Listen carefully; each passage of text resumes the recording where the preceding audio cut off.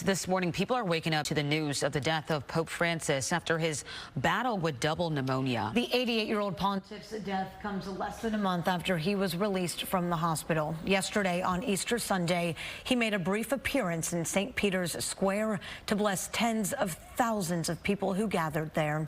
He also met with Vice President J.D. Vance, who was in Rome with his family. That visit lasted just a few moments. Pope Francis became head of the Catholic Church 12 years ago. Fox's Rebecca Castor takes a look at his legacy.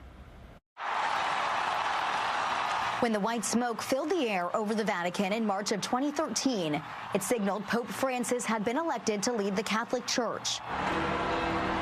And almost from that moment, he signaled changes were coming. The first pontiff from Latin America, the first Jesuit, the first to call himself Francis, would be just a few of the new beginnings. Born Jorge Bergoglio in Buenos Aires on December 17, 1936, to Italian immigrant parents. He graduated with a degree in philosophy from the College of San Jose and San Miguel and was ordained a priest in 1969.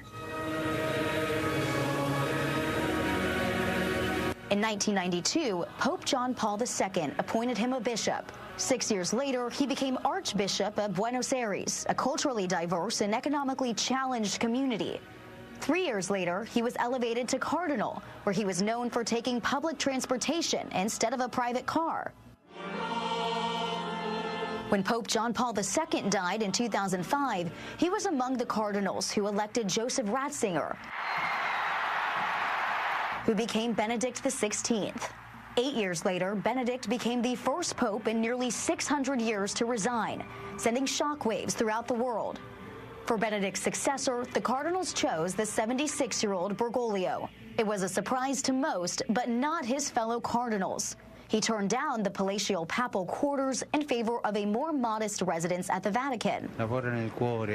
He also began speaking frankly about modern issues, famously saying, "Who am I to judge?" when asked about the sexual orientation of priests. Passionate about the environment, his signature encyclical Laudato Si outlined how global warming hurts the less fortunate around the world. Francis also defended Islam while condemning the terror group ISIS. In the wake of deadly terror attacks on Christians in Egypt, Francis traveled to Cairo, extending the hand of fellowship to Muslims. Francis worked to make the Catholic Church more welcoming and inclusive. He said he welcomed criticism of his papacy because it meant there was freedom to speak.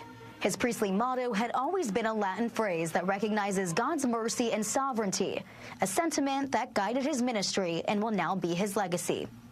In Washington, Rebecca Castor, Fox News.